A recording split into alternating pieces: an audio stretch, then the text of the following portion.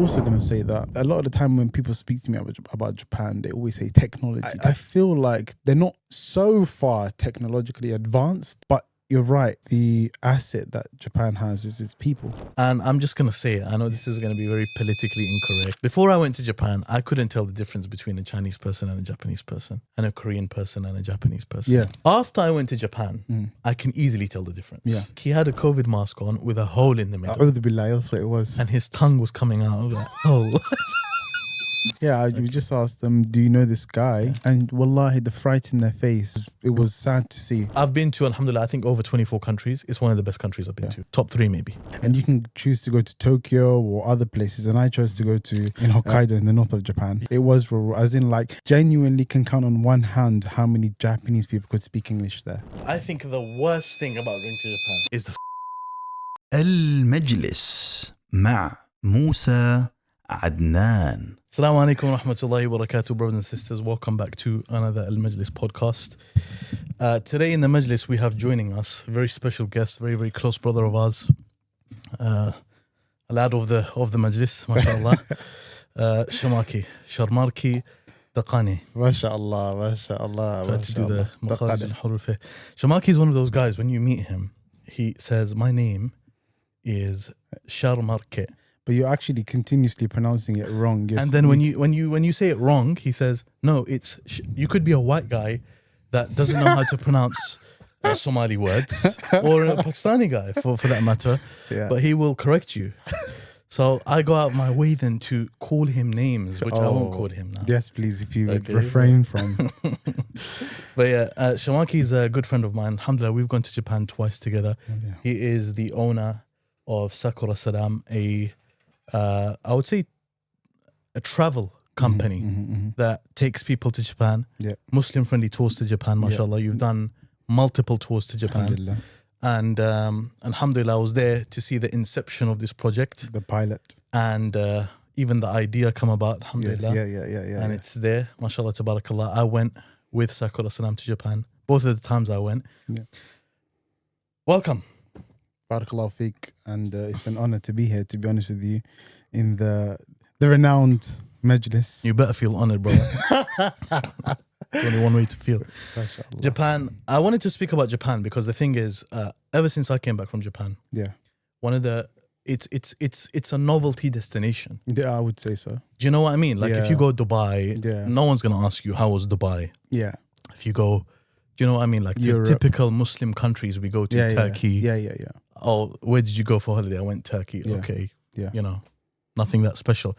But when you tell people I just came back from Japan, they want to know about it. There's an intrigue. Yeah. How was Japan? How was it? Etc. It's got a lot of novelty to it. Yeah. And actually, I feel like they not capitalize, but they know about the novelty. They do.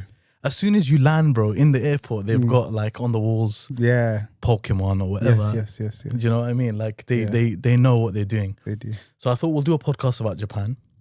We obviously it's the Majlis, so we can talk about whatever we want. Yeah. But traveling to Japan, Muslim friendly, things to do in Japan, etc. Yeah. So we'll get started, inshallah. Yeah. Well, Japan, like you said, I would say the people are far more aware, the Japanese people, of the novelty that they hold. And one signifier of that is that many of them don't even own passports in Japan. Seriously? Large I didn't know that. part of the population don't own passports. Why? Because even themselves are like, well, I can travel within Japan. Why do I need to go outside? There's that mindset. They have. I think some of the Americans have that. They do that, yeah. As well. Similar to the Americans. But I think another thing which directly links to why we do Muslim-friendly tours to Japan is that lots of Japanese people, I would say the majority of Japanese people can't speak coherent English.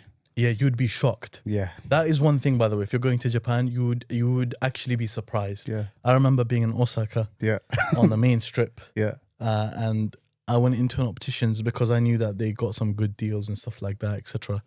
So I went in and the glasses that you can get like instantaneously an hour or something. Yeah, something like that. It's £25 or something. Yeah. So I went in, I'm speaking to the woman, she had no clue what I'm saying.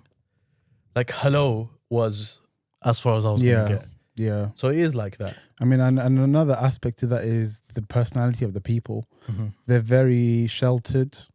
They're Yeah. they like to use this word shy, which I like to challenge a lot actually, Yeah. because even the Japanese people, they like to describe themselves as shy, Yeah. and that contributes as to why they don't venture out as much or speak English or other languages. I think before we go into like deep diving into Japan, Yeah. I want to give people a bit more context about Okay. yourself for those who don't know. Yeah.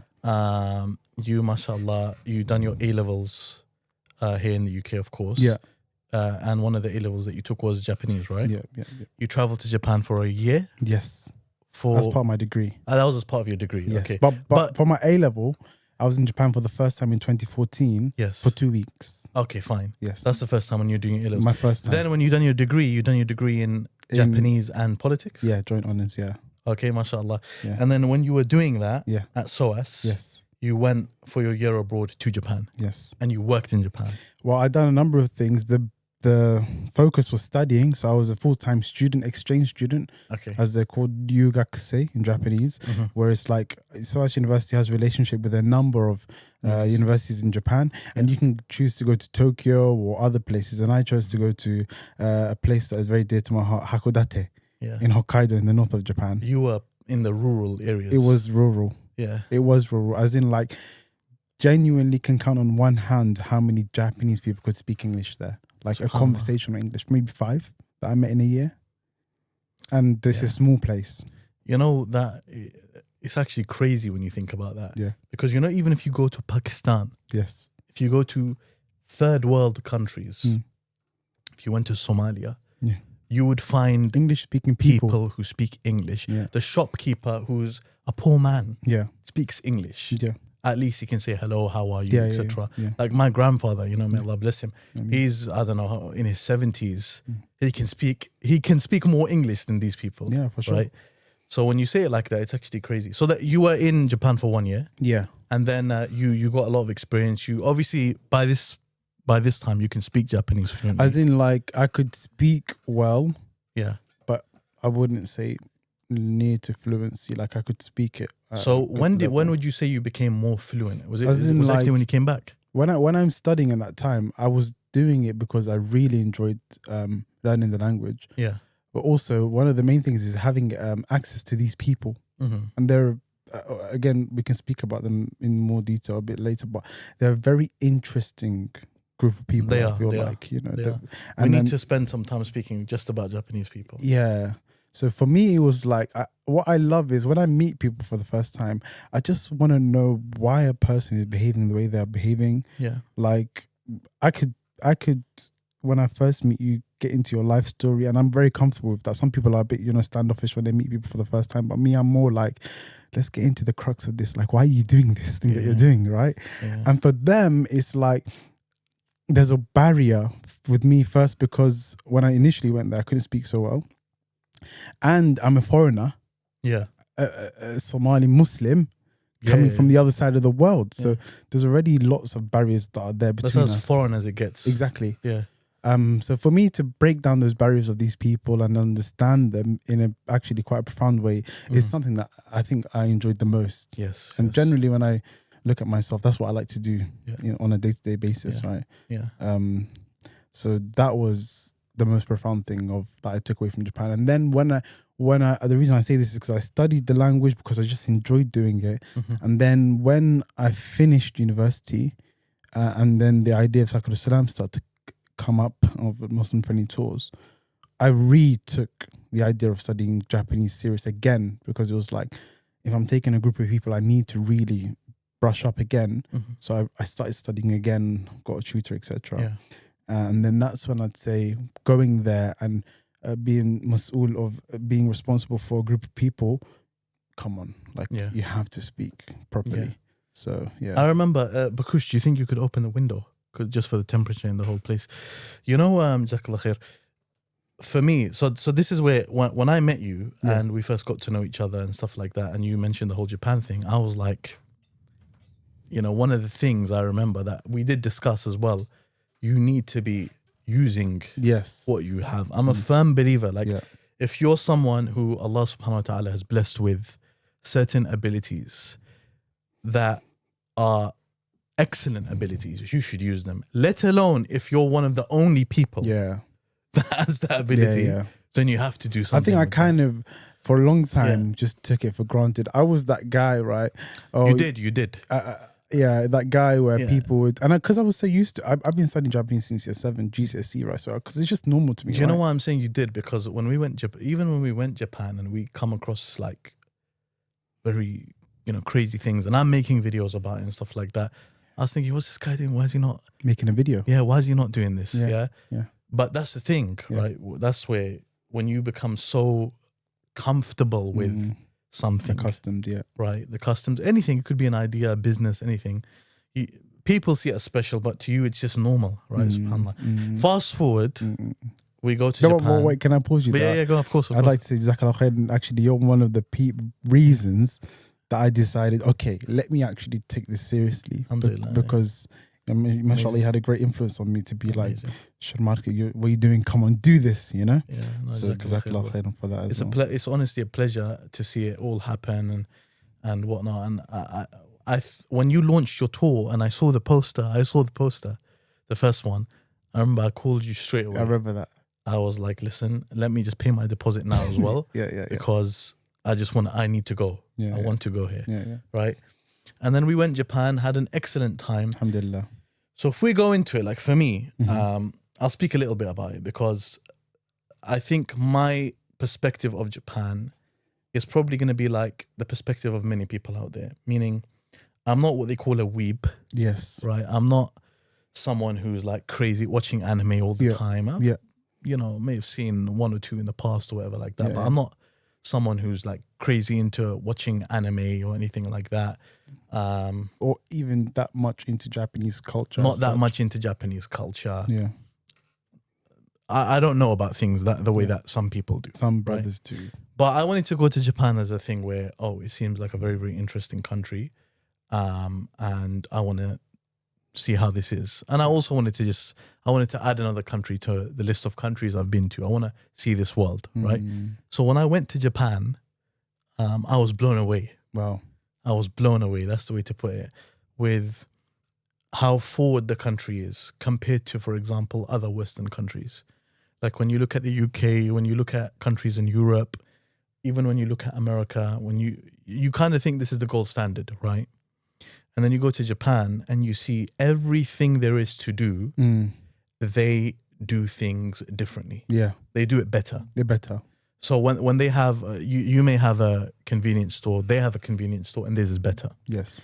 They have clothing stores and theirs are better. Yeah. They have trains and theirs are better. Like there's so many things. Yeah. Even when it comes down to, vending machines, bro. Yeah. Their vending machine is better. Yeah. So when I went to Japan and I saw all of that for the first time, I was really, really blown away. And I think, alhamdulillah, we went at a time which in the recent years it's become like this. It's become more Muslim friendly. Yeah, it has. The country, right? It has, for sure. So like when you went first time, did you have as many halal? No, definitely. In 2014, restaurants? it was much more difficult.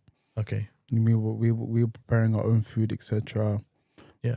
Just eating fish, for example, finding halal actual meat was very, very difficult. But now, it's all relative, isn't it? Yeah. When we're in the UK, London, I feel like we're at a time where finding a place that's not halal is more difficult than finding a halal place. But in Japan, relative to its population and also the tourism, there's a good few places that you can find halal food now. Yeah. So I think the first time, I was also going to say that a lot of the time when people speak to me about Japan, they always say technology, right? Yeah. And I feel like there's an essence to that they're not so far technologically advanced, like you don't see flying robots or whatever you may imagine it to be, but you're right, their systems of work is better. And I think that boils down to, a lot of the time I say that the asset that Japan has is its people. The people, the actual Japanese people, are what allow these things to be the way they are. Yeah. you know. So it may not be like some people imagine, so technological. Let's talk about Japanese people. Yeah, Let's talk about, because that is, when I first went to Japan, that's one of the things that stood out to me. Yeah, and it stood out like a sore thumb. Like, yeah, they have a very specific culture. they do. They have a train culture. Yeah, They have a culture of how to walk, how Yeah. to stop at sidewalks, yeah, how to do everything, how to go to the shop. They are very cultured people. yeah. And I'm just gonna say it. I know this is gonna be very politically incorrect, Go on. but I'm just going to be Yes. very transparent, right? Before I went to Japan, I couldn't tell the difference between a Chinese person and a Japanese person, Yeah, and a Korean person and a Japanese person. yeah. I couldn't normal. tell the difference. That's And normal. I'm not saying this in a racist way. Not at all. I just couldn't tell the difference. Okay, if you ask me, where's this person from? Oh, Chinese, maybe. I don't know. Mm-mm. After I went to Japan, Mm. I can easily tell the difference. Yeah. Even if you see them in London now. Even when I see them in London, Yeah. even when I see them in videos, Yeah. okay, I can see this person is Japanese from Yeah. their behavior. Yes. Okay. Japanese people are very, very humble. Yeah. They're very timid. I'm not saying in a bad way, Yes. not in a negative way, but No, they're yeah. very like Mm-mm. polite and to themselves Yeah, and yeah. very much like that. Okay. They don't want to offend you. Yes. Japanese people do not want to offend That's you. rule number one, by the way. Okay. They're not obnoxious. Yeah. Even, for example, I found like, even we went to a hotel. We weren't even staying at this hotel in Japan. We wanted to make a video in their lobby. What's the norm of that? The hotel's going to say no. The guy didn't want to say no to us. He didn't. He didn't want to say no to And us. brother Shah, may Allah bless him, pressed him a little bit. Pressed him a little bit because he lives in Japan. He's Yeah, he been there for knows like the- 17 years or Yeah. something. Yeah. So he knew that he's gonna let us make this video, right? Yeah. But that's how they are. That's how they are as people. Okay. Which makes them a people. I mean, if we bring the Islamic angle into it a little bit, like being involved in da'wah and stuff, when you see them, you think, man, these people are just missing Islam, Yes. like in many aspects. Now, I'm not going to glaze Japanese culture as if like, you know, And I think that's a problem with it is a problem. many Muslims, actually. Because while saying that the Japanese people and culture have, there's many great aspects there, I'm not going to sit here and exaggerate as if it's the perfect culture, right? Because It's not. when you spend time in Japan, like the first time we went, we were there for like 10 days. Yeah. Because I enjoyed it so much, the next time we went, I stayed for like 3 weeks. Yeah. And all of this time in Japan, altogether, I've been in Japan over a month. Yeah. I've spent over a month in Japan. Yeah. That's enough time. And to by judge the a way, that's country. within 8 months. Yes, exactly. That's a very important point as well. Yeah. That's enough time to judge a country.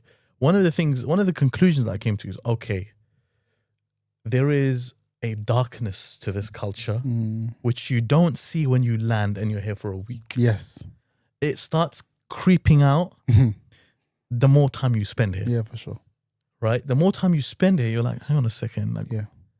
I'm noticing things here. Yeah. But Okay. I also think it depends on the person and how critical they are and what their worldview of Japan is initially Yeah. and what they want their interaction with Japan to be like. The lens, like for me, my lens is nothing really. Yeah. Like, I'm not here to like defend Japan, Yeah, nor am I here to attack Japan. of course. Like for me going to Japan, I'm just, as I said, I'm like the country. I've experienced a couple of things. I know of some animes and stuff like that. Yeah. I know of a bit of the food. I like sushi. It's quite a neutral Khalas. stance. To be Quite a honest. neutral stance. Yeah. And still, like, there's good aspects, and this is where even some Muslims as well, they go overboard in the praise. There are also negative aspects, but I do believe Islam, like for example, when some people say things like Japan, they're basically Muslims, they just need to say their shahada. And by the way, can I say and that stuff a like problem with many Muslims that I've met living in Japan for a long time, Yeah, right? yeah. They like to say this so much, Yeah, right? And I'm like, I understand that I you get enjoy it. living here Yeah. and you really love the Japanese people, but they're not basically Muslim. Yeah, they're not. There's a lot of things that are also missing. Yeah. Like for example, okay, so you have a culture where they have good manners, they don't want to offend you, Yeah. but at the same time, you have a culture where, perversion is also a big thing. Of course. To the You'll extent, see in Japan there's female only carriages on trains. yeah, to the extent I never thought I would see something like that. We were on one of the trains once. Do you remember? There was two girls. But that to be fair, That guy was a bit of a crackhead. That guy was mentally unwell. But subhanallah, if you saw the girls' faces, there's something else though. Yeah. There's the fact that you should say what happened, because then we can go into it. Yeah. But it was very strange. Like, he came on the train. There were two schoolgirls. Yeah. So they were wearing the school uniform. 14, 15, whatever they were. Mini skirt or whatever they wear. Yeah. And what did he do again? Was he following them? He was a small guy. Very small. And I'm just saying this to paint a picture. I'm not saying this, I've got nothing against small guys, but Kush is a small guy. And he had a weird mask on as well. I remember his that. mask, he had a COVID mask on with a hole in the middle. A'udhu billahi, that's what it was. And his tongue was coming out of that hole. People are going to be thinking, yo, bro. Astaghfirullah. His tongue was coming out of that hole. SubhanAllah. Okay. Yeah. And I think he was trying to speak with them or something. Or harass them, he was in a way harassing them. Just annoying them. Yeah. Right? And then they got off the train. And I think it was our stop as well. And we got off. And then he proceeded to get off also. But he's still like kind of standing with them. Like. So we got involved then. Yeah. We got involved. We done what we needed to do. Yeah. We just asked them, do you know this guy? Yeah. And wallahi, the fright in their face. It was sad to see. She was like, no. Like literally like she couldn't even talk properly. And you see, this isn't actually the problem. Yeah. The problem, what shows you Japanese, the way the Japanese are is, no one got involved. Yeah, subhanallah. And it's a full train, by the way. We're talking about full train. Yeah, and no one busy. was going to get involved. Yeah. People were seeing it happen. People saw it, just the way we saw it. We're from London. We're like, we're not going to have that. What's going on here? We're not going to have it. Yeah. We're going to get involved. Wherever we are, we're in Russia, we're going to get involved. Russia? Right. Well, maybe not in Russia.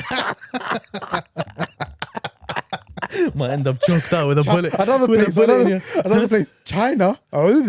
China. There, I'm on my best behavior there, bro. That country, I'm not going to say Even in anything. passing, I'm on my best behavior there. Bro, honestly. Because when you go to Japan, you're going to pass China. It depends. I mean, if you're going to go indirect, one of the most common flights from the UK is to go Shanghai and then from Shanghai, Japan. Yeah. We've done that multiple times. Yeah. That country, brother. SMH. That place, akhi. I don't know, like, they're rough. actually, my last time They're coming back from Japan to London this time, I actually took a 19-hour stopover in China because I booked the flight like 2 days before flying, right? So I was like, this is the best one, no problem. And there's one particular guy, I come out the airport, he's really trying to help me. He can't speak any English. And I'm like, this is not, because I need to go out. And it's not working at all. I didn't have Wi-Fi because that place, like, I couldn't connect to any Wi-Fi. I even tried to get the eSIM Pri. I couldn't do it. The guy's really trying his best to speak to me. And in the end, mashallah, he helped me get on in a cab to go to my hotel. And we tried to exchange socials, that particular guy. Okay. TikTok, I'd search my name on his TikTok, nothing comes up. He's got his own search thing. They don't have Facebook, Line, WhatsApp. They have WeChat. They have but I don't have this, right? Well, none of us have that. Yeah. And then guess what he tried to give me? Yeah. His email, right? I said, do you know what? Fair enough, email, let's do it. Yeah. The email was a sequence of numbers, maybe 10 numbers, I said, I can't do anything with this. And I said, subhanAllah, in this world that we live in, and China is obviously technologically advanced as well, I don't have any means to contact this person after I leave this place. Yeah. And I was like, this guy's a very nice guy, I would like to contact him. But anyways, that's China, isn't it? Yeah, that's a different whole topic. But so with Japan, that's the thing. So there are also there are many positive aspects and there are also many negative aspects. Let's not exaggerate here. Yeah. There are also many negative aspects. Yeah. Okay. Now, will you necessarily see the negative aspects if you go there for a week? Depends how aware you are. Depends how, I'll give you guys an example of something I didn't notice, but I noticed it when I just stood on the street, right? Muhammad, your brother, right? Well, I was with him on the first trip. He was like my guy that I was with the whole trip. We went in Don Quixote. Yeah. Right? This is a very big shop. I don't know how to describe it. It's like a Target. US equivalent, maybe. It's a UK. shop where you can buy anything and everything. They got sweets, they got clothes, they got everything. Yeah, it's good for tourists trying to good bring for tourists things trying to back take things at a back. good price. Yeah. Yeah. So we went to the main one in Osaka, or one of the ones in Osaka. Anyway, we came outside. We were gonna go home, back to the hotel. Muhammad needed to go back in, so I said, "Okay, I'll just wait outside for you, no problem." So he went back in, and I was waiting outside. I literally simply stood to the side of the road. Akhi, I see this group of guys wearing makeup, which is whatever. Yeah. Okay. Any woman that walked past, one by one, they would go, walk with her, say some things to her, and then come back. Yeah. And then I was like, what's going on here? Yeah. Right? So I'm actually noticing this constantly. Yeah. When Muhammad came out, I'm like, look at what these guys are doing. Right? He's like, what is this? So strange. I remember I asked you. Yeah. And you were like, oh, I don't know what it is. So they work for clubs essentially, or bars. Yeah. And they want to bring these females back to the club and then possibly drink with them. And they get paid and commission for this and stuff like that. Yeah, for example, however many drinks this person drinks. And this is a profession in Japan, actually. Yeah. And they compete in this as a number one, for example, for both genders. A woman who can bring the most, not even about the most men. If you get the richest guy and he spends the most on you, you'll be known as the number one hostess, for example, in Japan. It's very popular. And another aspect that I just remembered that we found a bit strange, that is a bit strange to us. Not a bit strange, very strange actually. And it's kind of within the culture. When I say within the culture, I'm not saying every person has to do this, but it's a perception that exists there, right? Which is their perception towards cheating. Mm-hmm. I remember one of the brothers who you mentioned, he was telling us about how for a man to go to some of these, I don't know, for lack of a better term, I don't know what we should call them, but like these women, right, who will do things for them. Yeah. Obviously. Sex workers. Yeah. Oh, yeah. Right? That's not seen as cheating. Yeah. So the wife won't see that as cheating. Yeah. The wife won't perceive that as negative. I think the older generation, let's just say 40s, are more okay with this sort of thing. But I think the younger generation, they do. They have more of a problem with it, I would say. More of a problem with it. Yeah, okay. and they tolerate less. I think older Japanese women are more forgiving of this sort of thing because of the sort of society and culture they grew up in. Very, very patriarchal. Very obedient. I think a good word to describe is obedience, and not just for the women. Generally, as a society, they obey and they follow rules. And you do see that. Yeah. Even as a tourist, that's actually the thing that I think makes Japanese people stand out from the rest of the world. If I was to say anything, if there was, and I think that these type of things, bringing it back, are the type of reasons why people say yes. Oh, very similar to Islam and stuff like that, etc. Because the thing is, I think one of the main reasons why people say that is because nowadays, with liberalism and modern Western society being one of the prevalent, kind of cultures and ways of thinking in the world, even it's affected Muslim countries, Islam is like that thing, that way of life that instills within people this type of system. You see, like, oh, the husband is like this, the woman is like that. Yeah. As a woman, you don't have to work. Your husband's going to take care of you. Yeah. That very traditional thing. Yeah. When we see Japan, we see a culture that still has that. It does. Do you see? Yeah. And even maybe more so, some aspects of it more so than our own cultures. Yeah. Like for me, as a Pakistani, for example, if I go back home, and I know that does exist, but I also know the whole feminism thing has crept in, even into Pakistan. For sure. Japan, you're not going to see that. The funny thing is, I think it doesn't look like you're going to see that. The Japanese, they do in a way idolize Western society. Yeah, but they still see it as other. It doesn't infiltrate too much. 100%. They still have their own sense of Japan and do you know identity. what I think the Japanese do? I think they take aspects of Western society that they like, and they Japanify it. Yeah. That's hamburger. Yeah. Yeah, like their burgers, their steaks, they're going to do it in their own way, basically. And it's going to be very good. Okay, So we spoke about Japanese people. Let's speak a little bit about traveling in Japan. One of the first things I want to say, the hotels are very clean. Yeah. Even if you stay like that hotel. If that's coming from Musa, by the way, if you guys know Musa, I don't know how well you know Musa. He's very particular about these things. I can't stay in a hotel that it's very difficult. It's very difficult.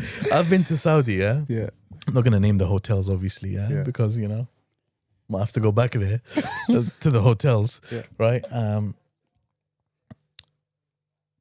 Some of these hotels, man, there'll be 5 stars in some countries and you'll find hairs on the pillow. Yeah. Okay. In Japan, they're very big on cleanliness. To the extent, one of the hotels that we stayed in, the tourist hotel in Akihabara, right? In Tokyo. Yeah, mashallah. Honestly, you could go and stay there because that hotel, it's 3 stars or something, right? Yeah. Officially 3 stars, yeah. Bro, that's it could pass for a 5-star in terms of cleanliness. Cleanliness, yeah. Obviously, in terms of services in the hotel, it hasn't got a swimming pool, whatnot. Yeah. But if you're looking for a clean bed, clean room, you know. And actually, if you, on the back of that, the services from the general workers is at a good level as well. But that's all round, really, actually. Yeah. Like in terms of customer service, I'm very big on customer service. So are they in Japan, actually. Yeah. So you have that aspect. You have that. I think we should also discuss the whole, I mean, I don't know if there's anything else on this type of thing you want to mention. I think we should speak about the transport very quickly. Yeah. The metro is easy to use once you get used to it. Yeah. I think if you're going to travel to Japan, your best friend is going to be Google Maps. Yeah. Google Maps will tell you which exit to go out of, which entrance to come in from. I feel like you could lead a tour group in Japan. You could with Google Maps. No, you're talking about you, brother. Me? Yeah. I could. Yeah. Genuinely, I do think I could. Yeah. Because I've been there long enough now to land at the airport, go to my hotel, go and eat. I might have to use Google Translate here and there because I can't speak English, right? I have to literally, it gets like that. Yeah. But, you know. Sumimasen, Hi. Hi. Yeah. And they're all like this, you know, in the shop you go to. The thing, bro, like, when you go to Japan and you spend some time there, you start talking like them. Yeah. And I don't like it, man. Really? I quite like it. Like, that's my whole thing. I don't know, man. I do like it. No, that's my whole thing. My thing is becoming one with the culture. And my favorite sort of people that we take is the ones that try to embrace it as much as possible. So they're all, although it's a bit tiring for me, they're always asking me, how do I say this? And how do I do this? And I'm like, all right, no problem, I'll tell you, right? I can't be bothered for that. But yeah, like, it is nice. Yeah.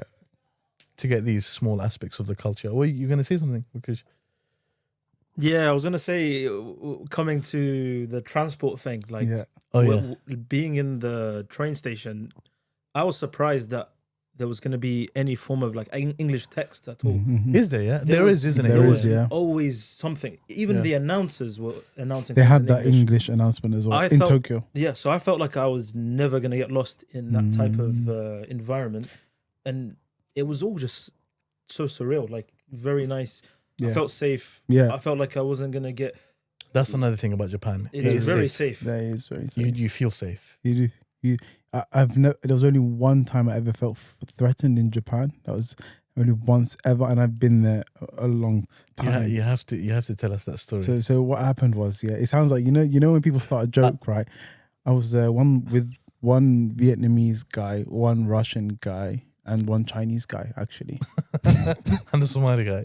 Which is yourself. And myself, right?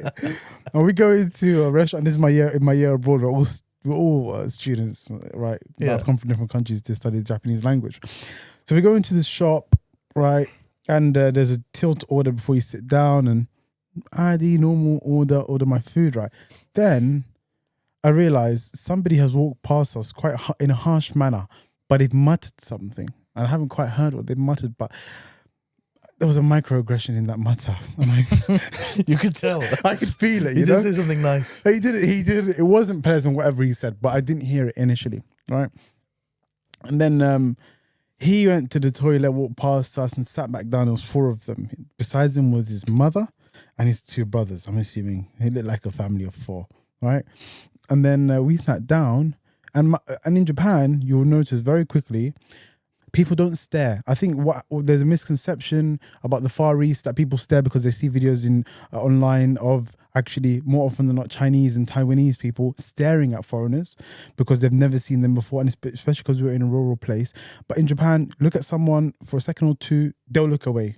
They won't stare. Right? Yeah. So I'm looking at this guy now, right? And he's not looking away. He's G-checking you. He's G-checking you. He's not looking away. So we're in this mini stare-off now. I'm like, okay, this is new.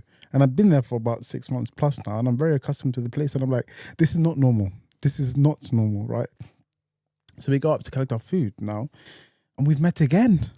We've met again now to go collect our food. And he's basically showed me his pinky finger, which was chopped in half. Only half of it was remaining.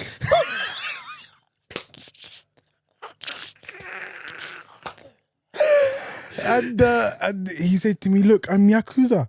Like, to threaten me, right? To kind of like, and by the way, I had done nothing wrong to him.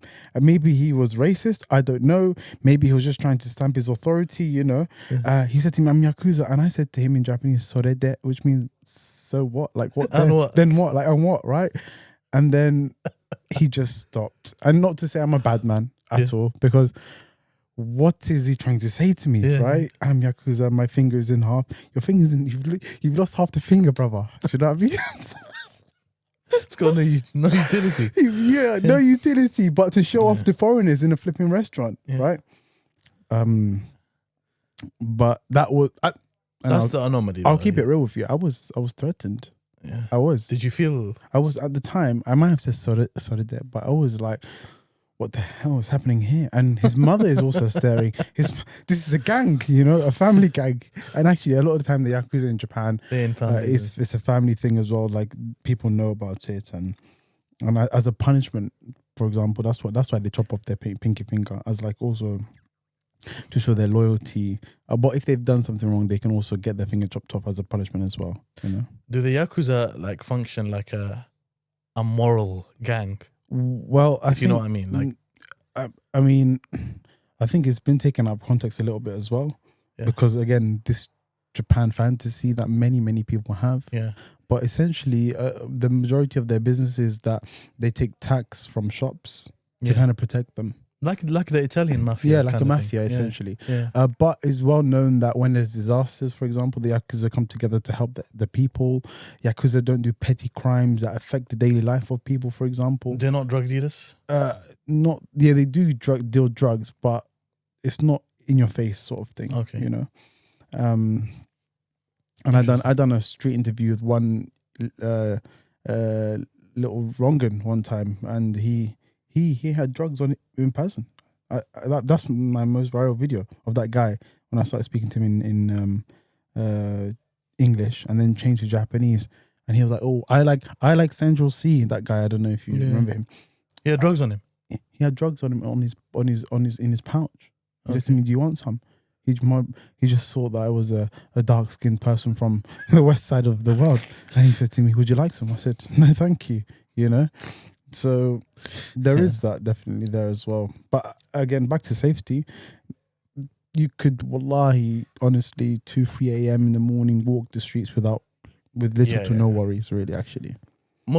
Being a Muslim, traveling in Japan, living in Japan, you've done both, obviously. Yeah. What do you think?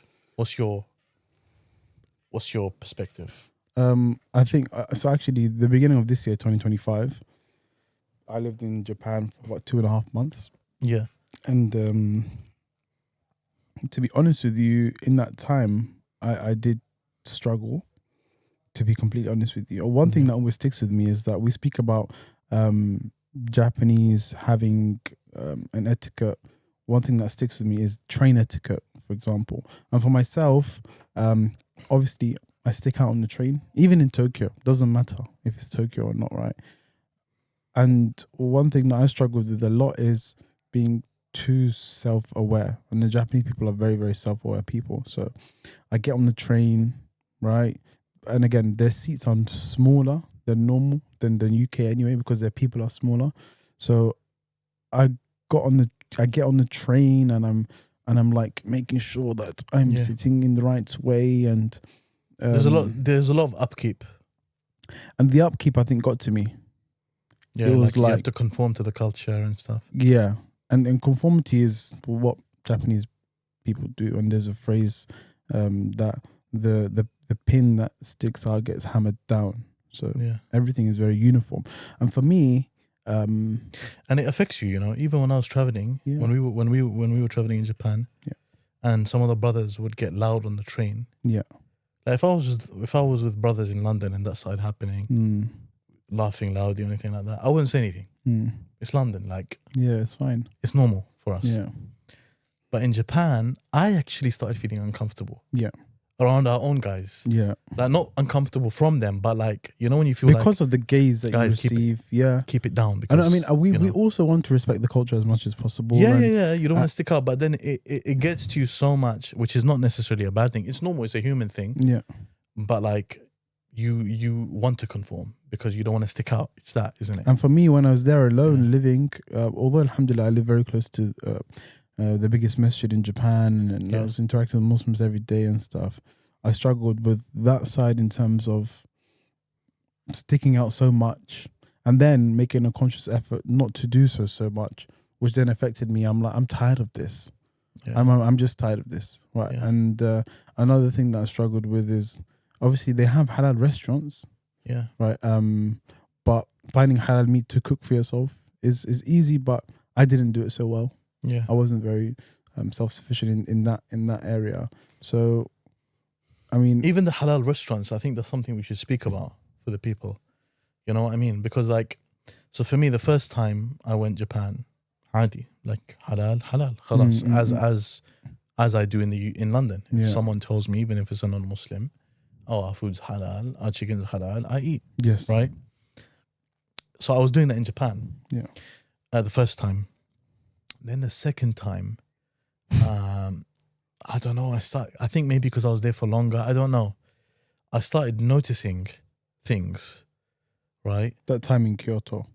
For example, that's a good example. Like to mention it, we went to this popular burger place in Kyoto, right? All of the brothers went there. Some of the brothers had already been eating their burgers.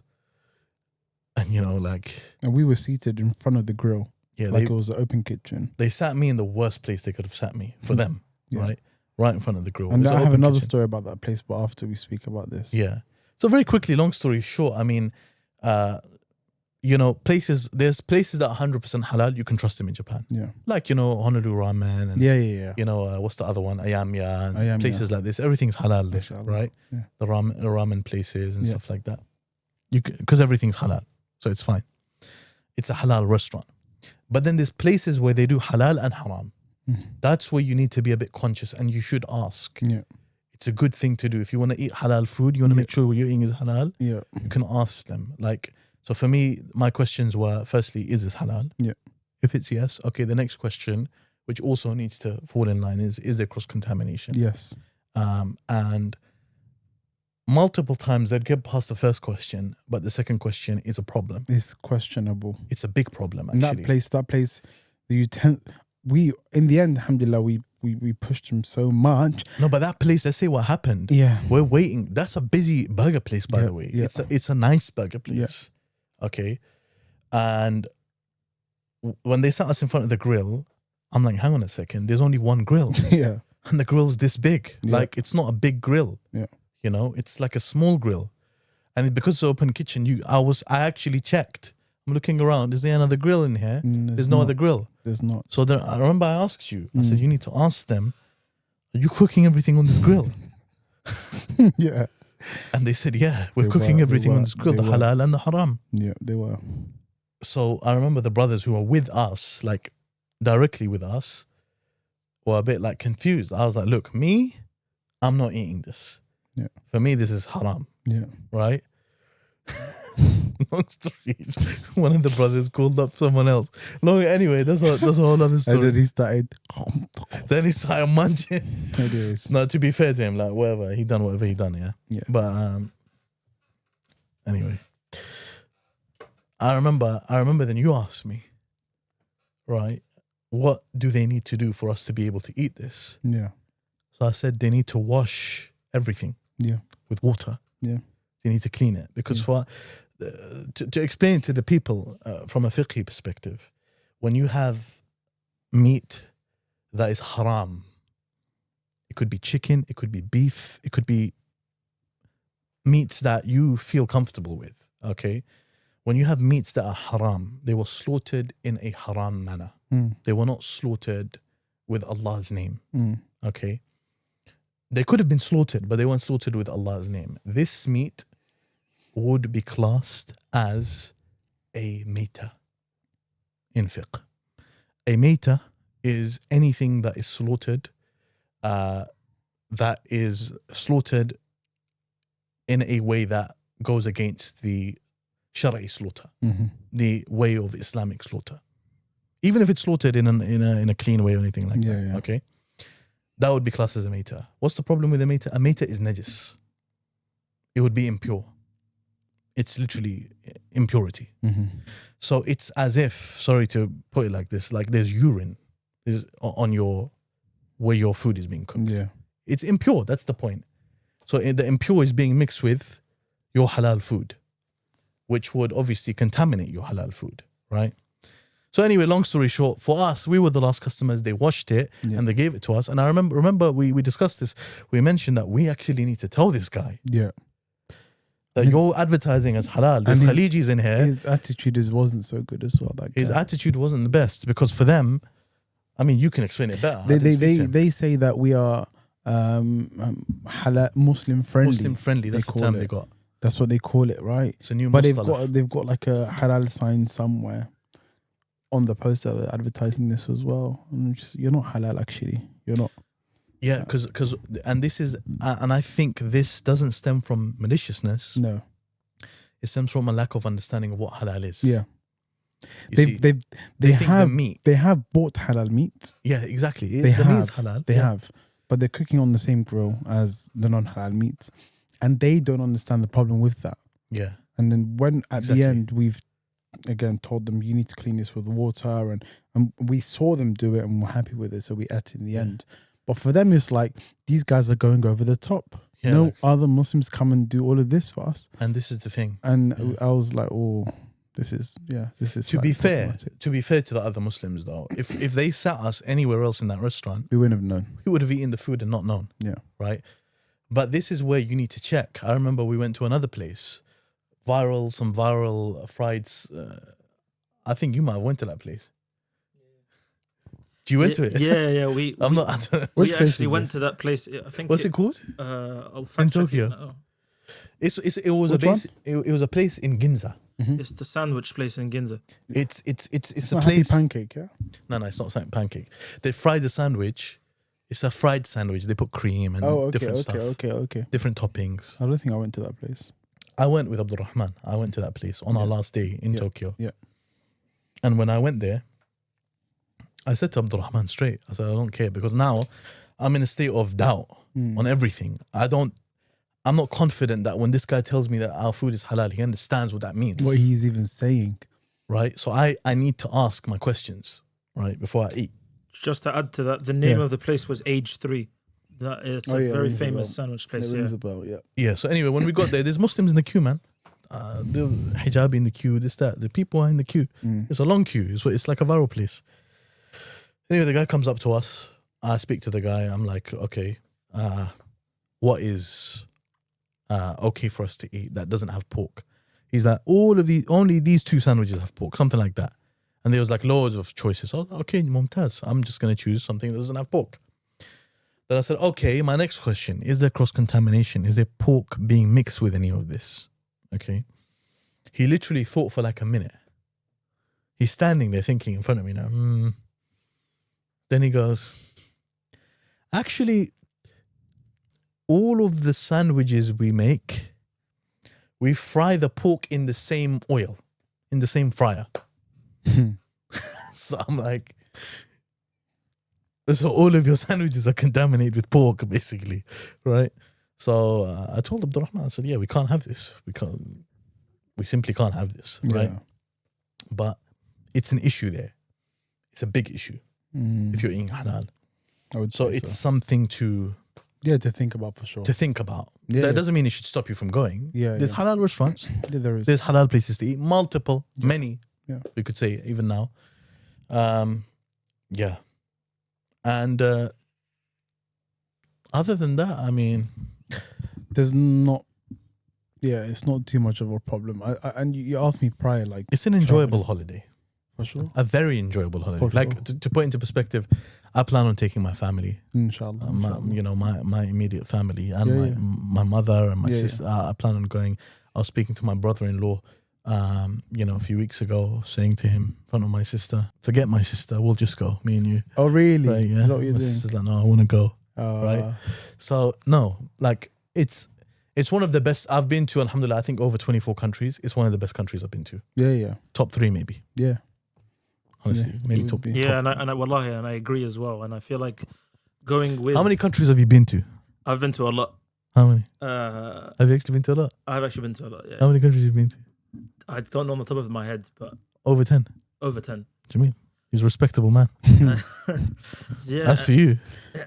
As for myself, Saudi, UAE, Japan, Saudi, UAE, Japan, Japan, Egypt. Egypt, Yeah. Netherlands, Okay. Spain, Okay. Sweden, This is Taiwan. decent. Taiwan. I went to Taiwan when my year abroad. I went there for a week. How was that? That was, subhanAllah, that was at the beginning of COVID. I didn't know that. Okay. 2020. I went there 2020 February. Right. And subhanAllah, like COVID, it's called COVID-19, right? But early 2020 is when it really started to surface. Yeah. And I went, right, and that's where it started from, that side of the world. That's when it was really happening. And I remember there was a line of tables and a long line of people who were passing by, all of them picking up one mask. And me and my friend are standing there looking at each other like, what on earth is happening here? And it looked like an apocalypse, like, this is not real. Everybody, the line was so long, picking up one mask. But Taiwan is cool. Like the people, the Taiwanese people are more laid back than the Japanese. And, it's more like a bit more rougher on the edges. Halal food there? Halal food there, Muslims there. Nice. A good number of Muslims there. I met an amazing Indonesian brother there. I think some people might be surprised about the Muslim community in Japan. Yeah. It's quite a decent community. It's decent, but when we do our tours, Yeah. it's because we have so much interactions with Muslims. Let's just say going to masajid, having Muslims that live there meet the brothers and speak with them and share their experiences. Yeah. Then it can feel like that. But I would say if people, not to just boast about our tour, if people went there in an isolated fashion with their friends, they could still see a good amount, etc., even depending on how they do their itinerary. But we make it our goal to essentially immerse you with the Muslims there. So these are the type of people that come to our tours. I definitely think if you're a Muslim with similar to us, Muslim background, you're practicing, you care about the deen and stuff like that, I think that they should go with you, definitely. I would say so also, actually. I think, genuinely, I would highly recommend it. I've gone twice. Now, after going twice, I don't have to go with you because I know how things are. And you've made friends with people that live there. Yeah, Muslims I got connects there now. Yeah, what do you think? You don't need me anymore. No, I'm gonna do my own tour. Calm. I'm joking. No, but honestly, mashallah, what you guys are doing is absolutely fantastic work. And I actually do think it's work because alhamdulillah, this is where, as Muslims, I think we need to think about using our skills, and we need to think about using our abilities more. All of us have been blessed with something. We've been blessed with an ability.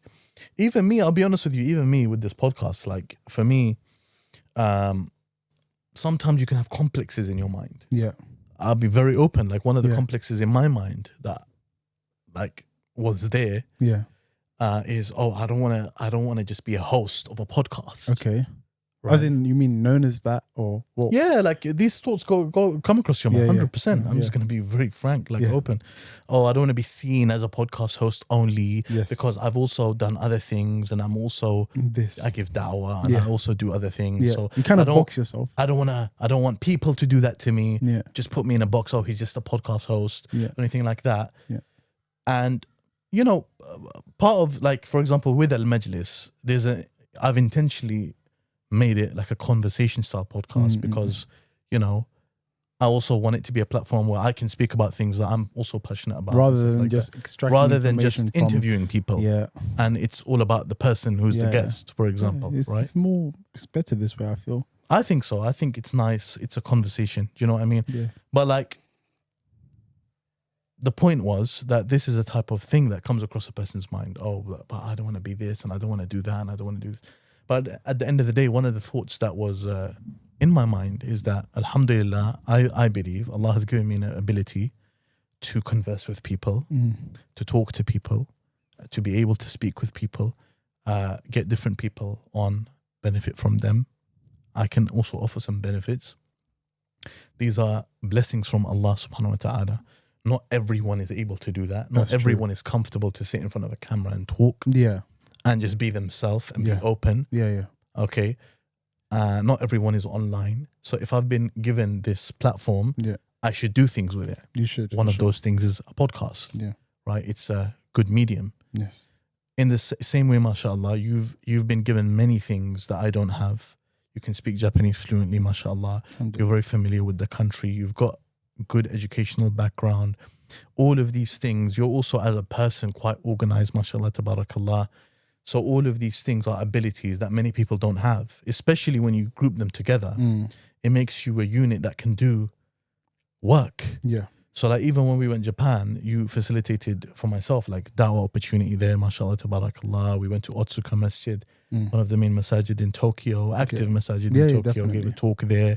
People came, alhamdulillah. Hopefully people benefited. I would say they did, yes, they did. And you know, so with this tour, the reason I'm mentioning this is in case there's people listening to us who also have certain abilities. Yes. Right? It doesn't need to be that they can speak Japanese or anything like that, but it could be anything. It could be, you know, anything at all, literally, right? Bakush, for example, you know, he's good with computers. I'm not going to say where he works, lest he doesn't want to share that. But, you know, mashallah, he's doing his thing, works in the tech industry, right? And he's using his abilities as well, like all of us. Yeah. All of us are trying to do something. So we should do that. Yeah. You have to do that, actually.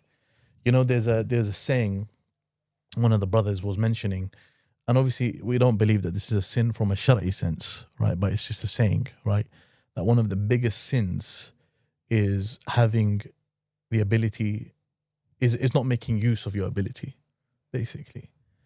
And the philosopher who said that, what he was basically trying to convey is, if you are capable of doing certain things in your life and you don't do them, then it's not enough.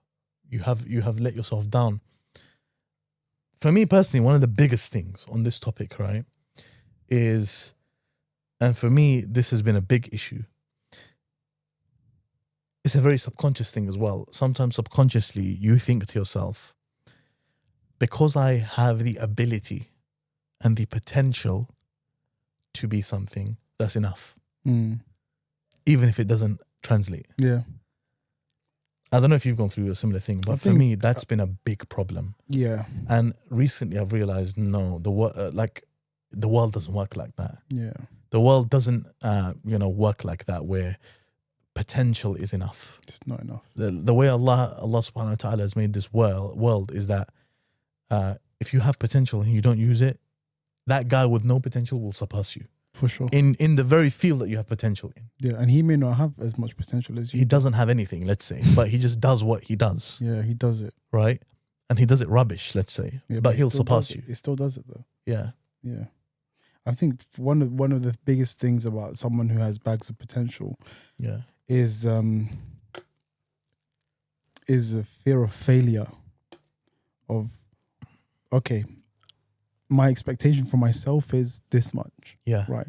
And I not doing it means we don't have to speak about it. But if I do it and it's not as good as I want it to be, or even worse, as good as people expect it to be. Sometimes it's a thing of how are other people viewing me in this light, right? Perfectionism. Yeah.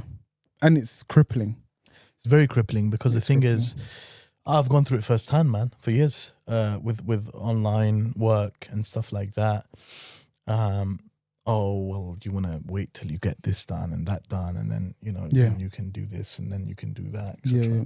It'll affect you in terms of business. It'll affect you in terms of deen. It'll affect you in terms of everything. Even in terms of deen, it's like saying, oh, I'm not going to, start doing X, Y, and Z good thing because I'm just going to wait till this. That doesn't make any sense. Yeah.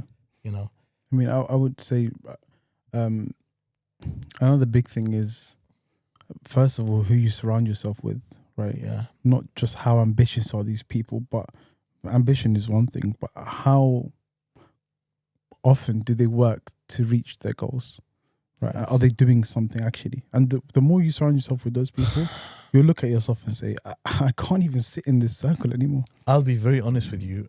For me, in terms of my Islamic studies, when I feel like I really felt the urgency to progress and to work harder is when I became surrounded with people that were way better than me,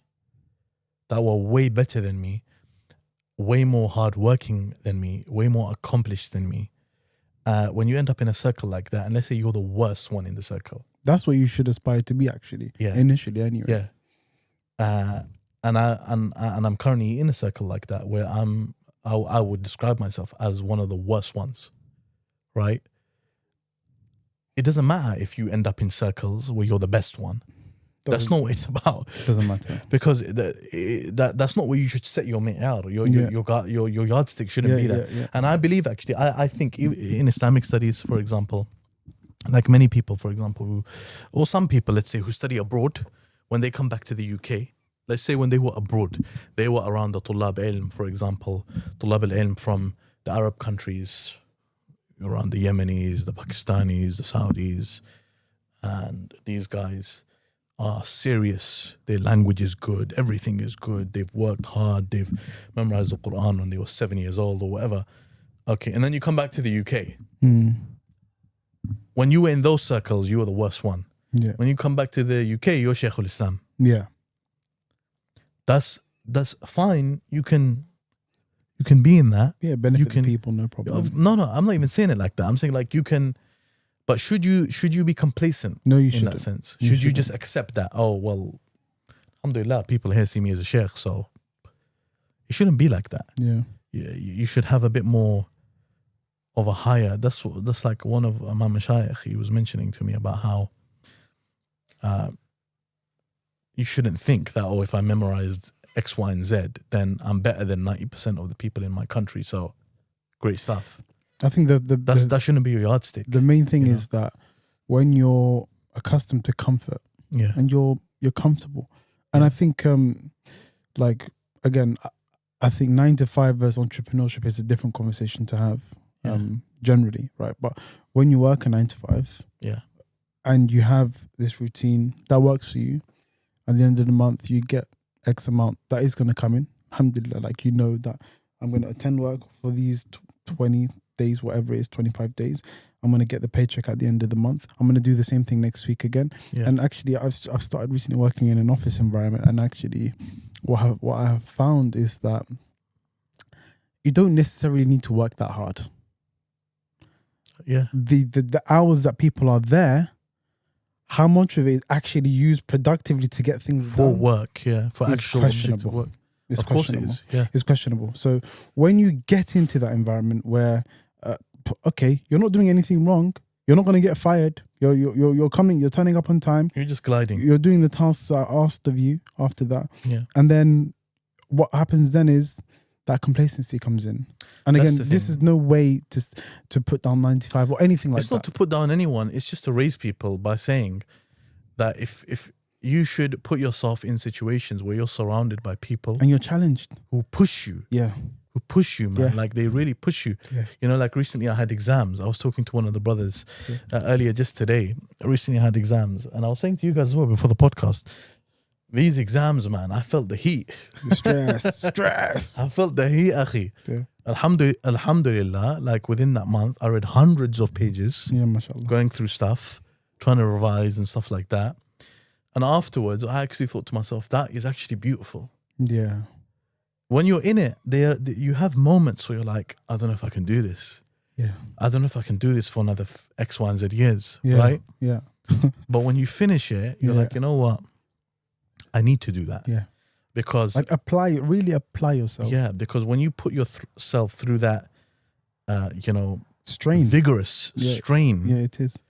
That develops you. Yes, that character builds. That develops you. That you end up with a serious result, right? And that's the thing, and that's why I was saying. I mean, the reason I linked it to Islamic studies is because that's one of the things I'm focusing on nowadays. But like when I think about some of my friends who, mashallah, tabarakallah, have memorized more, done more, covered more books, etc., read more books, they're readers. Okay, some of my mashayikh, for example, one of my teachers, right? In terms of reading and stuff like that, that's where you put things into perspective. Like, you feel pushed. Yeah. Whereas if you're comparing yourself with people who haven't done as much as you, it's gonna make you complacent. You know what I mean? Yeah. It's like if you, even on a business level, if you're the richest person in your circle and you're not objectively that rich, yes, it's not really the best situation to be in, is it? Yeah, you're relaxing. You know what I mean? So I this whole conversation, I mean, we opened up a whole thing, but it started from the thought that people should use their capabilities. They should use their abilities. What's next for Circle of Salam then, inshallah? So we have, inshallah, so currently up until now, we've been doing B2C. So we've directly advertised to customers, directly to customers. Yeah. And we'll be, obviously there's still more to develop on that side. And we've only done brothers tours up until now. Yeah. And inshallah, we're looking to do family friendly tours coming up, inshallah. So family friendly would be like a family can go. A family can go. We've done just brothers up until now. And we've done some tailored itineraries for families that are going. But we've never physically taken families. Mm-hmm. And I know that's a whole new ball game in itself, but one that we have to be ready for. But initially I said B2C we're doing, but now we're looking to do B2B also. So we will start working with Muslim tour groups. And Muslim tour groups, maybe I would say 95% of them in the world, right, don't have Japan as a destination for their Muslim travelers. They have a base of customers. Yeah. They don't have the facility to provide Japan. So inshallah ta'ala, our first one with another Muslim group will be in November, inshallah ta'ala, this year, November 25, with our dear brother Sajid from Tazkiyah Tours. Mashallah. This is an early announcement, mashallah, but it'll be with them first. And Sajid, mashallah, he's someone who he came on our tour in November last year just to see what it was like. And did he like it? Yeah? He liked it a lot. And he likes Japan. I think a lot of people, especially with your tour, would enjoy it because it's very different from any other country they'd go to. Yeah. Do you know what I mean? And that's why I feel like we are so necessary for these people, because 100%. they want to go. Maybe they're not going to go ever again in their lifetime. And they'd rather pay a little bit more money to ensure that the experience that they have is a worthwhile one, rather than when you get there first 3 days, just trying to find out, am I doing this right? Or, am I going, is this happening in the right way? Whereas we can, as a Circle of Salam, assure you, yeah, this is correct. This is not correct. Do this, don't do this. It's just that guidance that people are looking for. From people who know what they're doing. So yeah, like I said, inshallah, gonna pick up the tours, different types of tours, inshallah. We have a first timer tour that we have done now 4 times, alhamdulillah. Our first tour was with yourself in June 2024, May, June 2024, and now 2025, May, we had our 4th tour. And alhamdulillah, like sometimes I would say that I'm very self-critical, as you should be. But to say that we've done our first tour and within a year we had completed 4 tours, I'm very happy and proud of, to be honest with you. No, you should be, man. MashaAllah, tabarakallah. One of the reasons why you should be is because just taking an idea and bringing it into fruition is difficult. Just objectively, yeah. It's a difficult thing Let alone take people Yeah, from man. one When you're side of the taking world to people, the because other. actually it's a big responsibility, It bro. is. Taking people across the world, Yes. literally. Yes. 15 hours away Yeah. to a foreign country. Yeah. You're responsible for them essentially, and you Yeah. know you are. Yeah. You're responsible for them. 9 times out of 10, these people can't speak the language. Maybe 10 times out of 10, Yeah. they can't speak. We've had the a few language. guys, mashallah, who know, A decent amount. A good. But they're not at your level, isn't it? They Yeah, can't definitely speak not, the way you can speak. Yeah, right? yeah. They're more conversational than some of the others. Yeah. But it's just phrases here and there. Yeah. Right. But I would say also, alhamdulillah, like I don't know, we've discussed this like a number of times before as well. Yeah. If it's the type of destination that breeds the type of traveler, because the people that have come on our tours up until now, they've been great. Like, to be honest with you, there's maybe one or two that are a bit more difficult to deal with, but that's just how life works, right? But generally, the type of brother up until now that has come has been great. You know, very understanding, very thankful, very cooperative. Because we are with people, just accept. Okay, Sharmak is in charge or Shunya is in charge. We're going to listen. I think in a way the country makes that easier for you as a tour provider. Yes. Like when you have a country, mashallah. Like for someone like me, I'll be honest with you. Like if we stayed in a hotel and it wasn't clean, your irritation would have started. Yeah, first of all, your irritation would have started, and it would have led to other things. It would have really affected my trip. Yeah, and the fact that Japanese people in general are very big on cleanliness, right? Another thing that about within itself helped about the country. I remembered the onsen. That's a story, bro. That's a story that shouldn't be shared on the podcast. Well, let's just say we can if we want to. However, I want to say something else. You might end up seeing things you didn't want to see. Well, actually, so shall we speak about this? Anyways, before we go into this, if we do go just into don't this, expose any sins. That's all. Yeah. Before we go into this, why the country also makes it easier for myself is because things happen as they should. I don't want to say as they should. Allah subhanahu wa ta'ala. Of course, yeah. From the qadr of Allah. But the Japanese guy. On an organizational level. Yes. Yeah. Logistically. Like for us, right? Before we move from Tokyo to Kyoto, we send our luggage ahead of time, right? Yes. A day ahead of time. Yes. And upon arrival in the hotel in Kyoto, which because of this logistics thing, we can arrive in the evening. And the bags are there waiting for us at the hotel, right? And sometimes people in the group are like to me, "Are the bags there?" And subhanAllah, me, I think I've become accustomed to the Japanese way of doing things because I'm like, they will be there. I've not had doubt before, subhanAllah, that they will not be there because things are working. The bus is going to leave at 12:05. Don't think that 12:06 you can come and get on that bus. Yeah.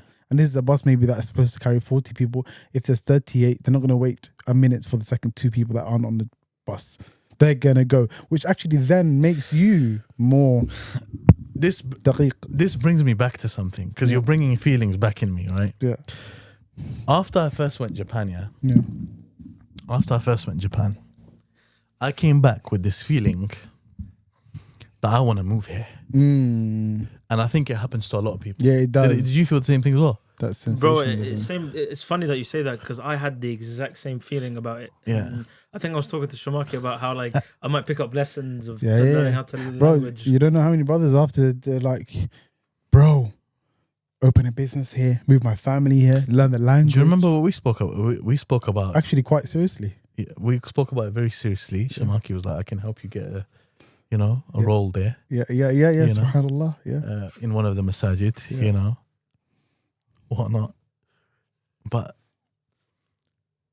and I was very serious about that. I spoke to my family about it and everything because that is how good the country is. Okay. But then when I went the second time, and I was there for longer, and there was the whole thing about halal food, there was the whole thing about how different the culture is, how different it is. Okay, there's a difference between experiencing something as a foreigner, taking it in for a week, and thinking, this is my life. There's a big difference, okay? Do you remember I think I said it to you on the trip. What? That I cannot move here. Yeah, you did say it. Impossible. Yeah, It's not going to happen. I can't. It can't happen. A big thing for me about moving there for good is, I did not felt. I didn't feel like I belonged there. Actually, So this is one of the things you start to feel because you see, one of the things that gets to people when they go to a nice country is they think the niceness that they experience on that country, the enjoyment they get. Oh, I can have this all the time if I just moved here. No. You don't understand that when you move there, it's different. Everything is different. Yeah. Right. You're not coming home. Yeah. Right. This is your life now. Yeah. And I think many people even do that with some Muslim countries, by the way. Yes. When they start talking about hijrah to X, Y, and Z country, right? They just go there for a week and they're like, oh, Allahu Akbar, Subhanallah, look how things are, oh my God, and stuff like that. I don't think it's the most mature way to think. No. Honestly. And I remember I was speaking to one of the brothers about this. Before you move to, at least this is my opinion, yeah, like you can take it or throw it at the wall. But like, if you're going to move to another country, you got to go there, be there for at least a month, man. Yeah, at least a month.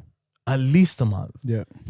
How would maybe do 2-3 months? Like, really check this out. And also, like, you should because then things really appear. You know, do things that you wouldn't just do on a holiday. Like for example, visit a hospital. Go shopping. Yeah, go shopping. Go to the bank. Just see how things work in these sorts of environments. Because we're used, especially if you grew up in one place your whole life, right, and you're used to a way of things being done. I went to Egypt end of Ramadan. End of Ramadan, I was in Japan first, then London, then at the end I was in Egypt, right? And what I mean downhill is in terms of just logistically, efficiency. I went to Egypt. I got off the plane, right? And you have to pay $25, I think it is, for a visa, right? No problem. And I still kind of got my Japan hat on, yeah? I don't have cash. So he says to me, if you don't have cash, go to that counter over there. No problem. I can go to that counter. I went to the counter. The guy's counting money, whatever he's doing. And I said to him, okay, how long till I can come back? He said 10-15 minutes. And I was like, no problem. 10-15 minutes, I come back later. There's another guy. I asked him, can I do this now? He's saying, come back in 10-15 minutes. That's when I lost my marbles. I said, listen, you just tell me. I don't care how long it is. Just tell me an actual time of when I can do this. Yes. And in Japan, if the guy says to you, come back in 7 minutes, 6 minutes and 45 seconds later, he's fully ready to do what he said he's going to do. Yes. And there's that amana actually the Japanese people have within themselves. Yes. It's a very, they do what they say they're going to do. Can we share that story? Which one? Can we share that story about the brother? So I don't know if he's going to see this here, but like, he doesn't even know that I know probably. Okay. You know the brother who was on the phone to you? The one that he said about his laptop in Germany. I don't know why he find this so funny. I find it funny. Yeah. But basically, there's a brother, right? Yeah. He told Sharky. You say it because I'm not gonna say it properly, and then I'll interject why I find it funny. Wait. If I want to clarify the story, the one who left his thing on the train. Was it on the train? It was on the train, I think. It was on the train. By the way, on this, I've lost my passport in Japan. I've lost my laptop a number of times, all just to get it back. That's a side note, right? Yeah. But why are you bringing this story out there? Because you find it funny because he basically said in the story, he said, Akhi, what did he say to you? He said, I felt like falling to my knees or something. That's what I find funny, by the way. Because I know how that feels. I know how it feels. His legs were going to give way. Yeah. Yeah, he was like, oh yeah. He left his bag on the train that had his laptop on it. Yeah. And then when he got off the train, he realized he said something like he's going to fall to his knees or something. And he got it back. He did get it back. He got it back. But that's Japan for you. But like when you talk about Egypt, comparing Egypt to Japan and this and that and whatnot. Yeah. Right? No, like Japan is going to be, No. But that's the thing in other ways as well. Like, for example... okay, good. On, if I was to say in other ways, right? Yeah. The Egyptian people, I should say, they feel very authentic. Like, you look at somebody, you're going to get him for what he is immediately. Yes. Immediately. Yes. But in Japan, you're not going to get who people are. See, there's a good aspect of this and there's a bad aspect. Yeah. The bad aspect is when they're talking to you, you don't know what they're actually thinking. Yeah. In Japan. Yeah. And that's a thing. Yeah. Fine, they'll show you great manners and stuff, which is fine, right? But you don't actually know what the guy is thinking in his head, right? Yeah. If he actually likes your idea, he doesn't like the idea, he agrees or disagrees. But you know, actually, the Japanese people, they're so well tuned in terms of subtle cues, like reading the air. Like, so themselves, something might be so obvious based on a small little thing that somebody has said or done. But for us, it's like, unless you make it clear to me, brother, or even Be kind explicit, of clear to me, even not even fully explicit, because we can read the room as well. Yeah. But for them, they've got a level of reading room that is unnecessary for me. And for me, it's I don't want to say two-faced or anything like that, but it's like it's fake. It's fake. Customer service is great, but again, it doesn't feel like a genuine interaction a lot of the time.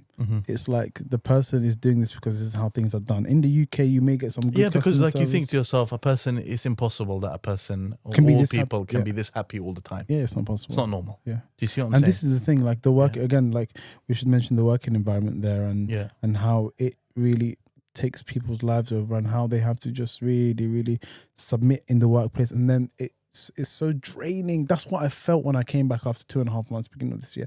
I felt drained. Yeah. And then you can understand why people in Japan, I don't want to say it, but kill themselves so often because their escape, that's what they see as an escape. But alhamdulillah, we have Islam.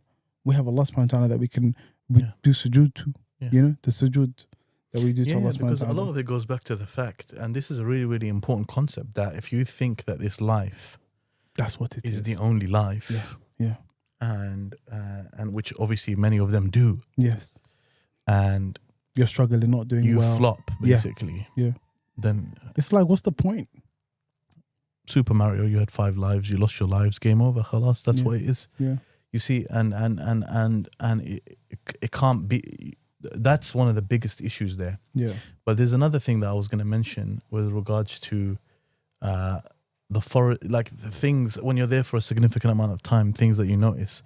Like for me, I don't know if you remember, I got very annoyed at you this day actually. Really, did you? Yeah. Okay. I find it funny now looking back on it. I asked Sharky to go to the shop and get me paracetamol. Do you remember that? Oh my gosh. Astaghfirullah. I would only get annoyed at someone who I'm very close to, by the way, like this, yeah? I showed annoyance as well, isn't it? You did, straight away, actually. I was like, well, okay. Yeah, well, go on. I was unwell. I had a sore throat. And I asked for paracetamol. I said, I need paracetamol. It's going to... Because I'm the type of person, I don't take medicines often. Yeah. So for me, a paracetamol does wonders. Okay. So he went to the shop and he brought me back an ibuprofen. Yeah, something like it's going to be better for you. And for me, like... you were doing ihsan. Trying anyway. Yeah. You spent like £10 or whatnot. Yeah. And I was like, bro, I wanted a paracetamol. SubhanAllah, when the guy said that, yeah, I was like, rah.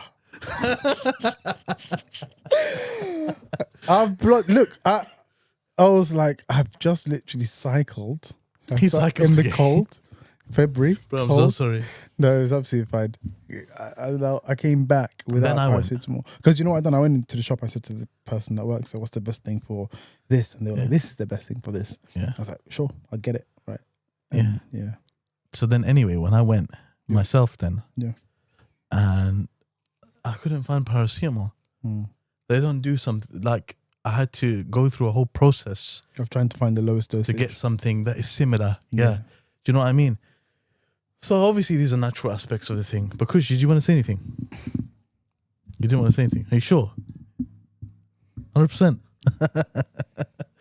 Okay, alhamdulillah. I think, is there anything else to touch upon? I think we've spoken about lots of different aspects. Yeah, obviously it's been a bit all over the place, but that's fine. But it's absolutely fine. That's a conversation. I just remembered now.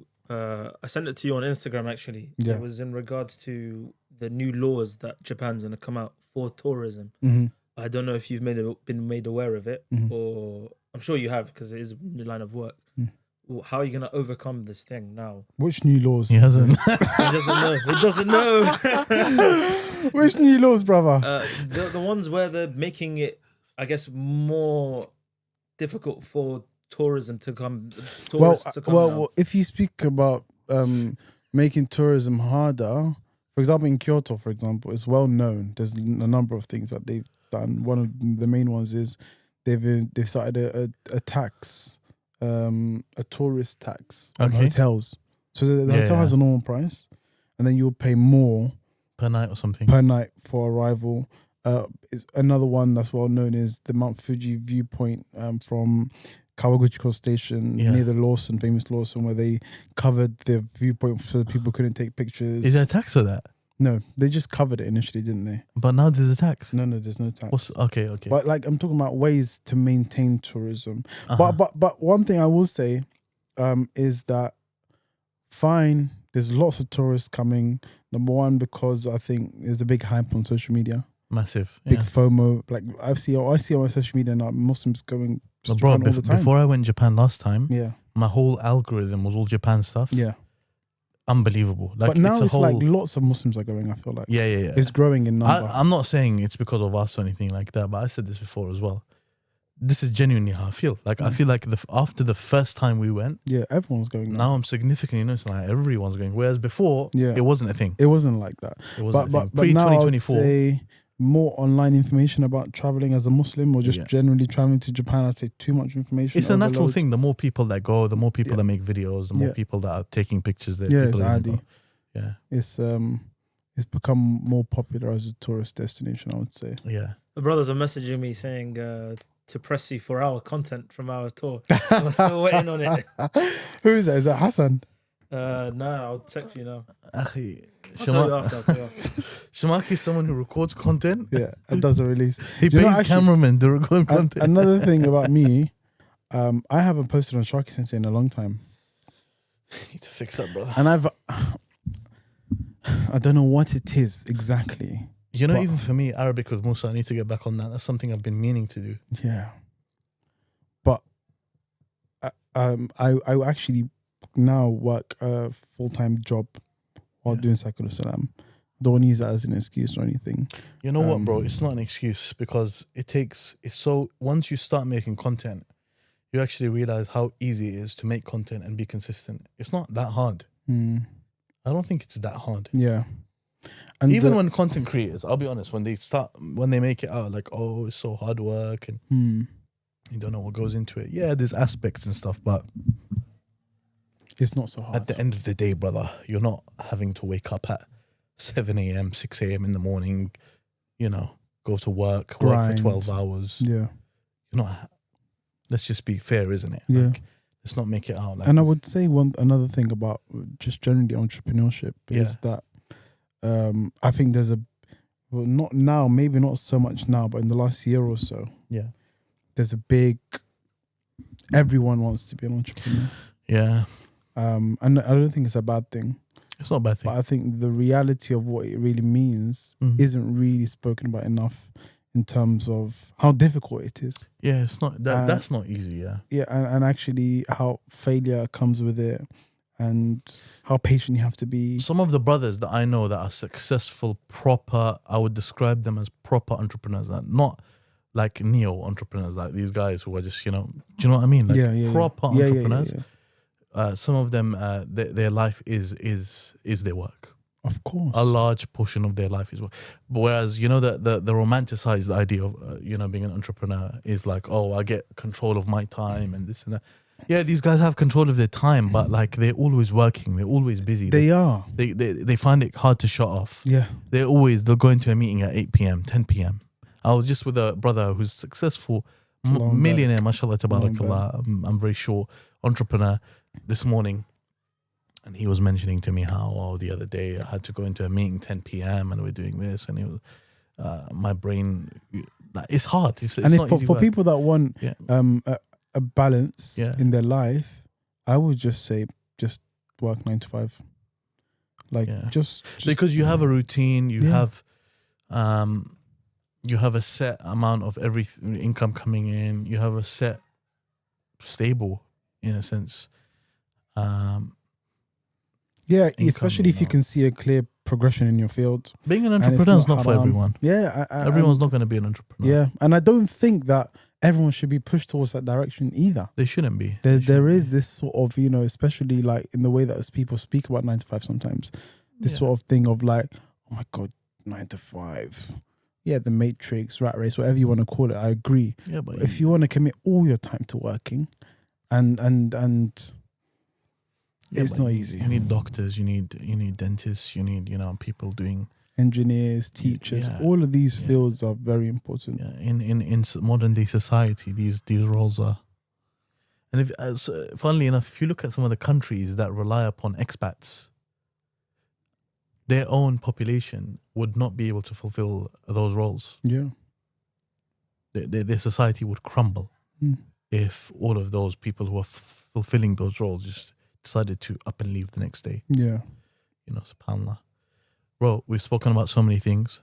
We've spoken about Japan. We've spoken about so many different topics. MashaAllah, tabarakallah.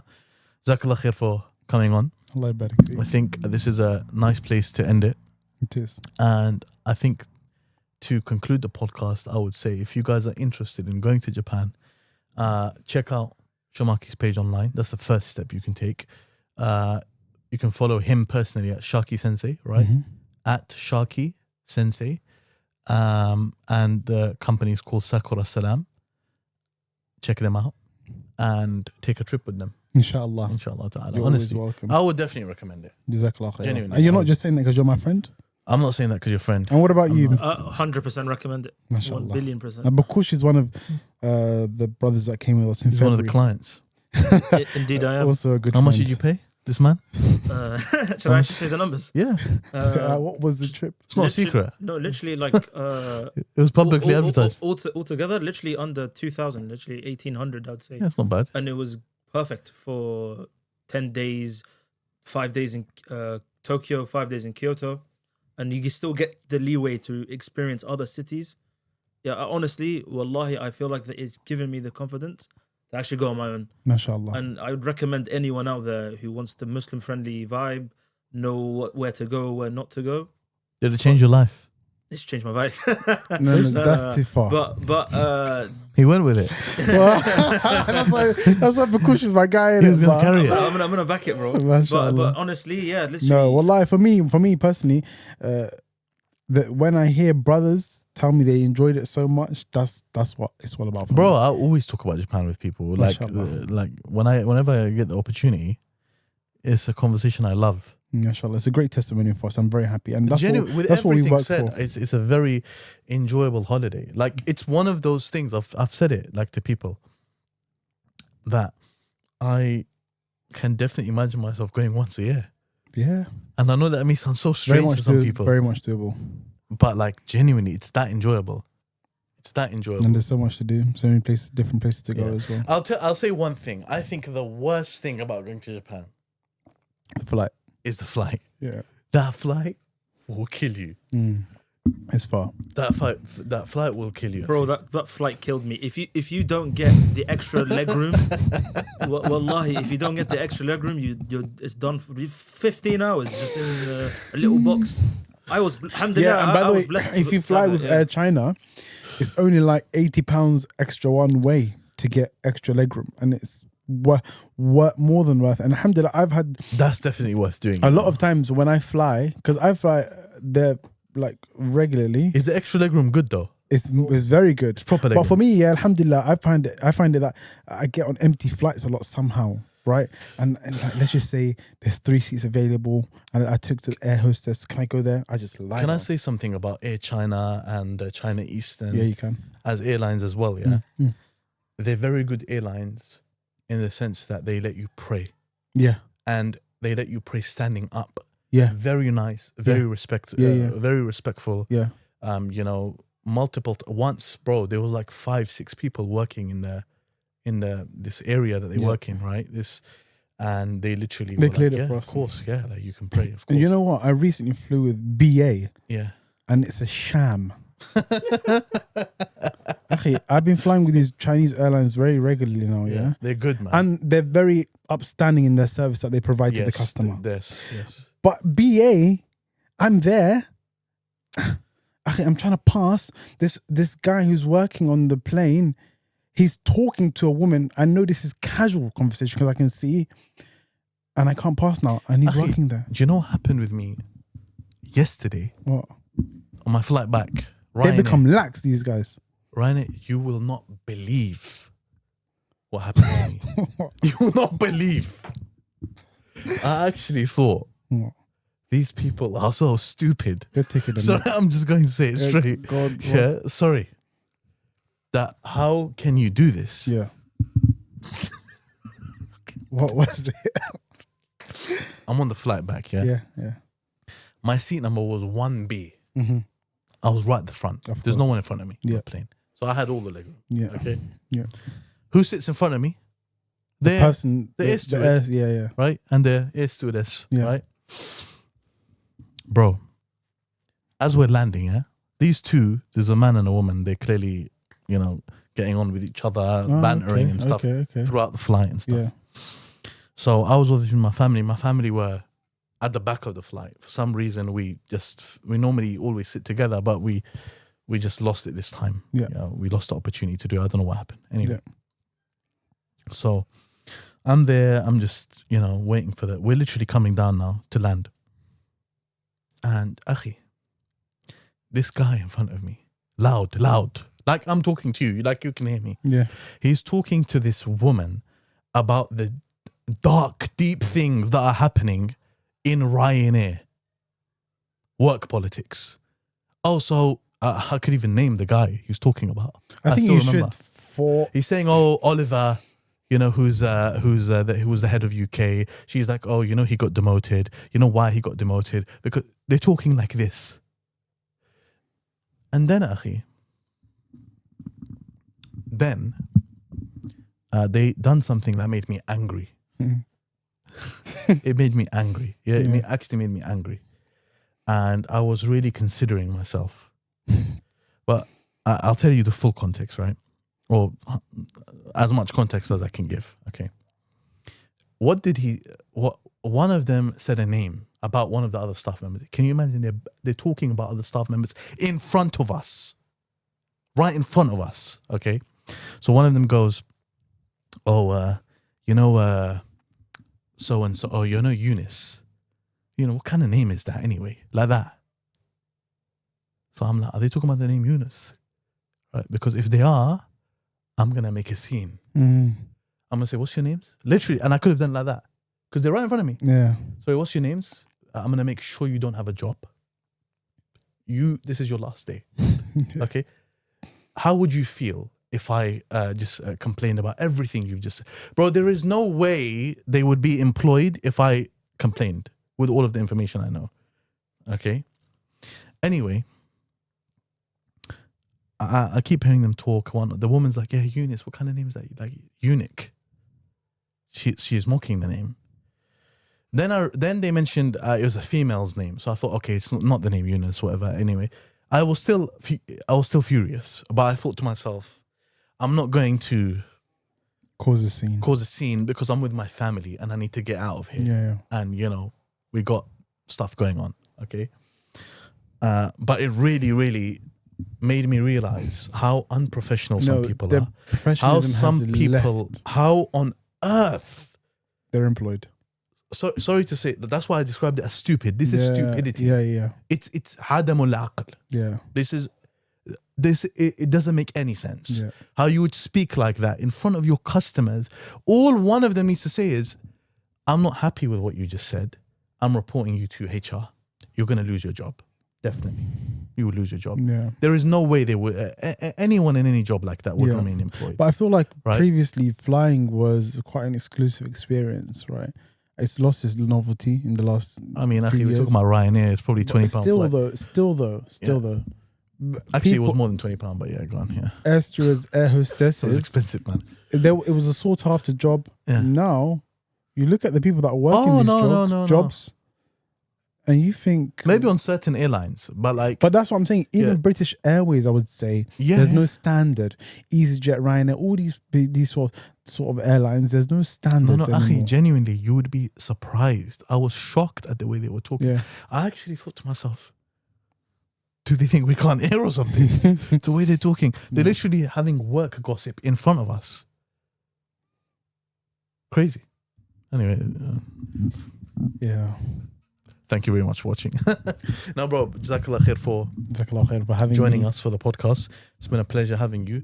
It won't be your last time on, inshallah. Inshallah. You should come on sometimes as well, even when we have other guests and stuff like that. Join the conversation.